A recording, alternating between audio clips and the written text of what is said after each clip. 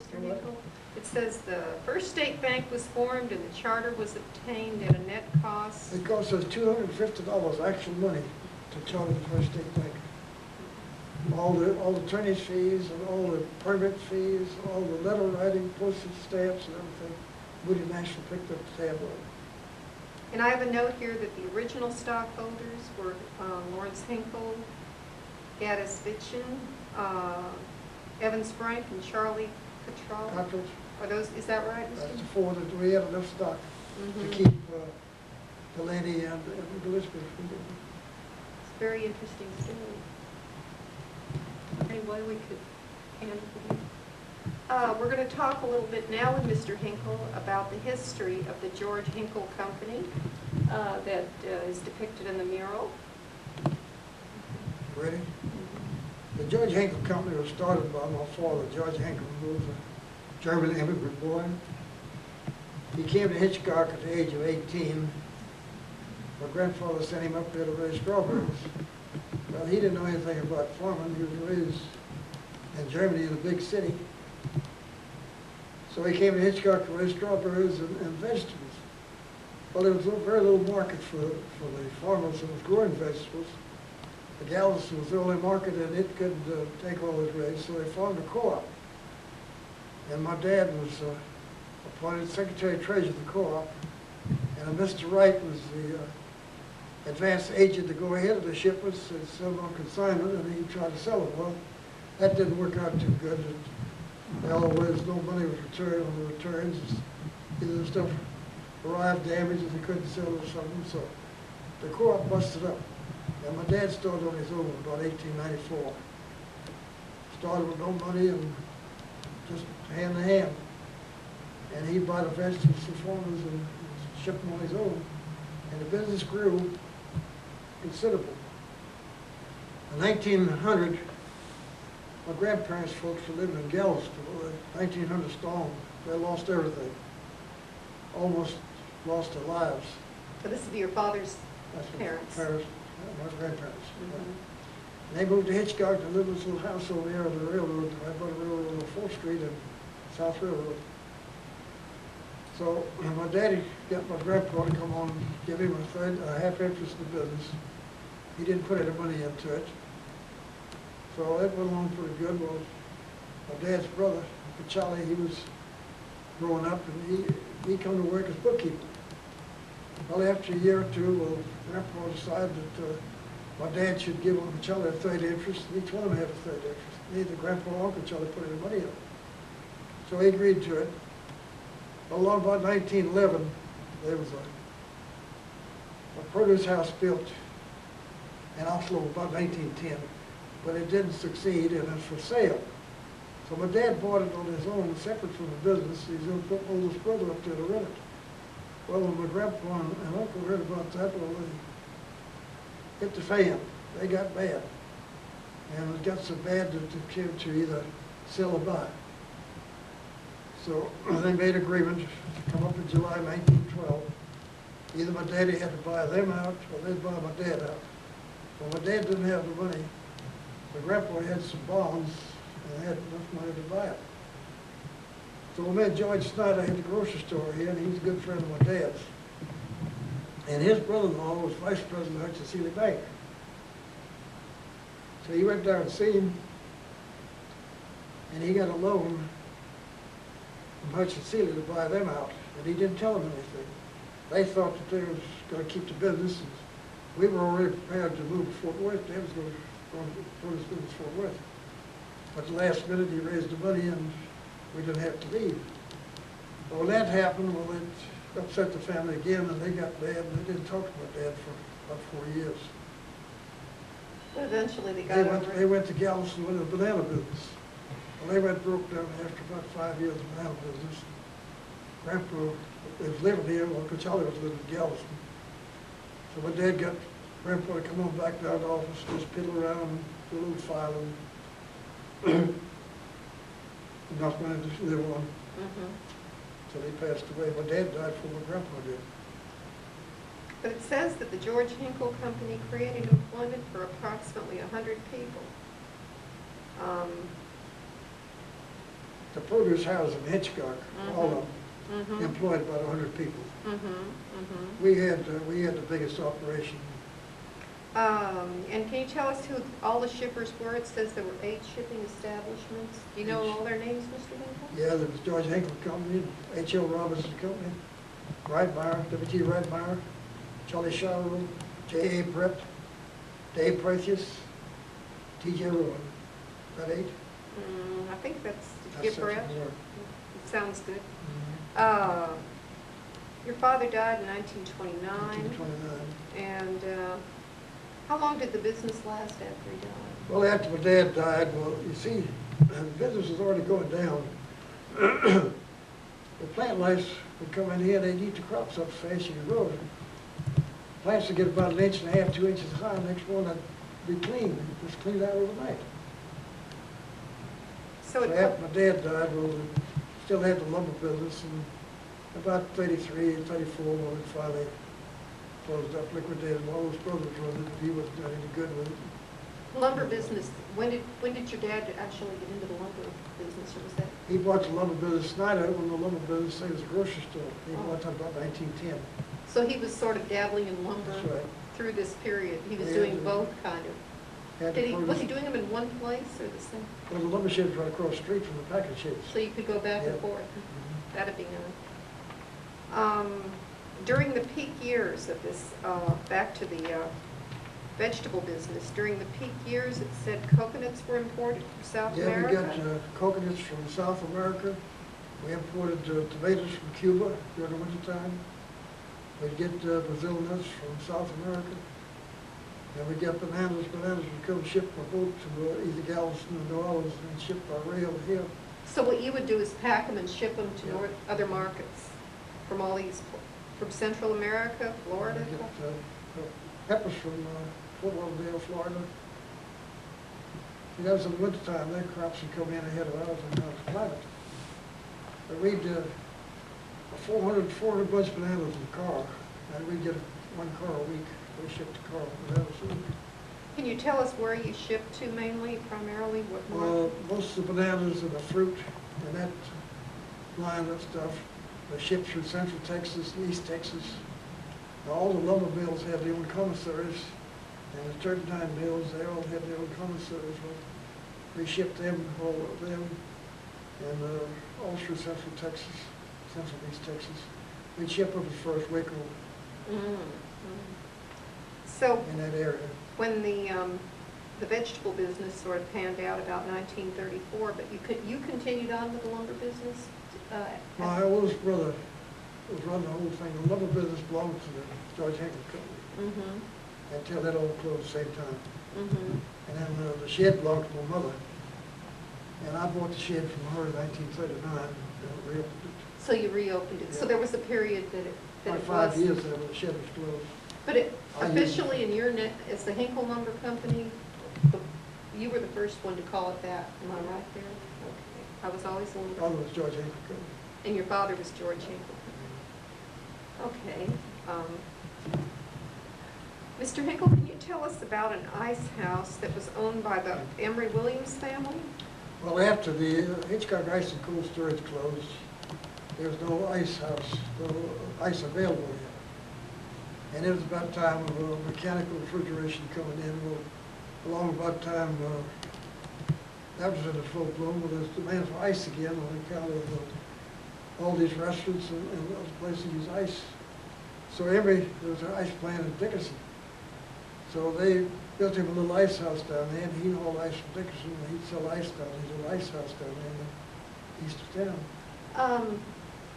Well, somebody told me they could remember a bus stop being there at one time, the bus stop, and they. Well, the bus would stop anywhere along the highway you want to get off. Hmm. Just tell the driver, he'd stop and leave you over anywhere you want to get off.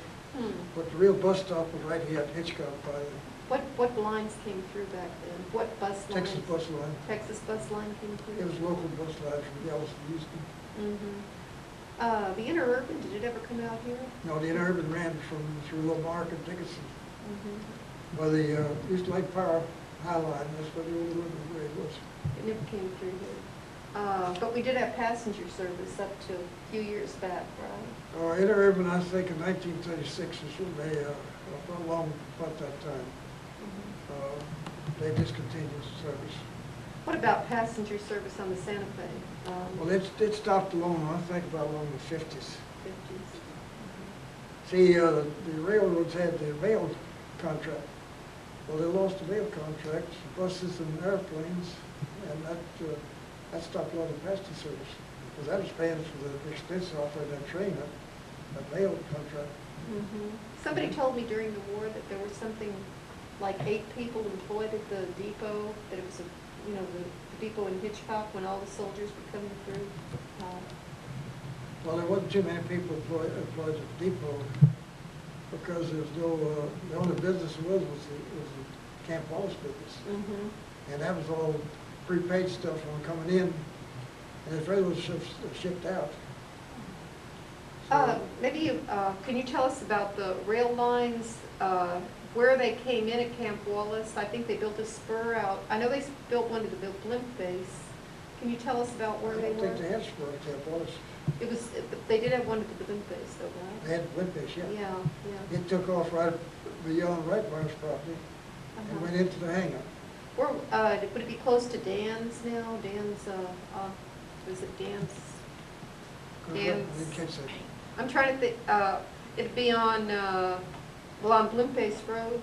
Didn't it run parallel to It that? runs right alongside 204. And 204 runs right. did they actually take the soldiers out to the base on that spur, or was it more for equipment? No, or? it's handling equipment in there. Uh-huh. Now, the soldiers don't load in, they didn't haul out to They'd trucks, unload right in buses. the middle of town, and then they'd bus them out to wherever. I had another question about Opitz Woods. Can you tell me where that Well, was? years ago, long before 1900, about the time the railroad came through, that was about early 1870 something. Opitz was a park up there. And they had a train, a platform out there where a train stopped, railroad stopped. Old man Opitz, he liked to drink a whole lot. One night he got drunk, laid on that platform and rolled off, and the train ran over and killed him. Where was this located? Right there where Ben Peaks, right close right 204, right there. Close to Stop and Go? Yeah, I right somewhere, stop and go, okay. that's what it was. And there's a cemetery out there somewhere? Cemetery right across the bar, right behind it. Was it mainly the Opitz family? Or- I don't know, there used to be a lot of tombstones and they have names on them. Well, like, Knuckles bought the property and he went and able to bulldoze all those stones down, but 40 years ago. Some of them Oh. still laying around there. I know kids still hunt them out there. I think that possibly my great-grandparents' tack horse are buried there somewhere because the information I've been able to gather, they're buried somewhere on the bank of the Highland Mile. And that's the only cemetery on the bank of the Highland Mile. But, But there's no tombstones, nothing there. But I just kind of think this might be where they are. did My any, great-grandparents said. did your parents ever tell you any stories about the Karanka Indians, or were they long gone by the time your parents? About the Indians? Uh-huh. No, not here, but I've heard the story about my grandparents when they were out here at Los San Antonio, at Castroville. Tell us that one. They said that they was in the second column that Castor brought over. And he was a little bit late getting this bunch over. They camped in Alsace, France. Well, they settled out there in the Medina Valley, a town he named Castroville. And when they got there, well, the first column was over there, and they had the best land, and they said that the land was poor, and they had to fight the Indians every night, so they come back down to the coast because they knew that there was a French colony on Holland Isle here, you see. So they came back here, and my grandpa and his older brother settled on Hallsbow, and Jack Tackard settled here where the Red Bar. Did they speak, did any of your grandparents on the Tafford side speak French? Did what? Did any of your grandparents on that side speak French, or did they speak German? Well, my dad's side, they're all German. Yeah, but on But the on other. my mother's side, my great-grandpa on my mother's side was German, and his wife was English, and my grandpa was French. So the German and French mixed up in that, so I don't know. But they evidently spoke German more than French. Well, all my family talked German, except my dad. Now, my dad never did, Is that, after he was married, he could understand German, and he could talk a little bit, but he couldn't carry on a very good conversation. Because in German, a lot of your words, like we talk, well, we have first word and let's last. Like, they'll say they want to throw some hay over, throw the horse some hay.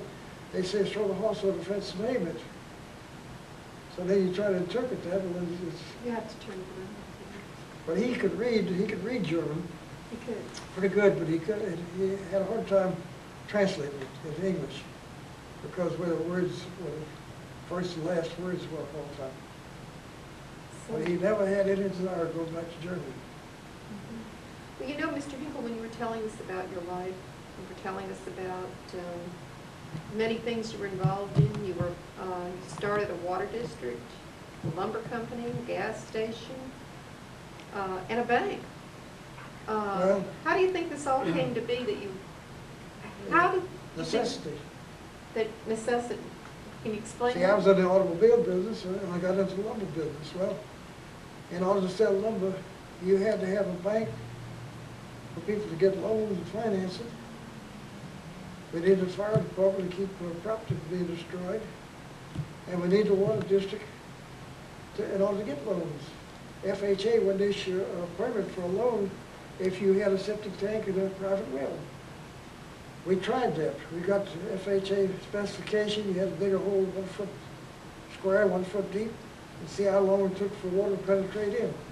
Well, we did that, and we made an appointment with the big wheel of the FHA in Houston to come down and meet with us.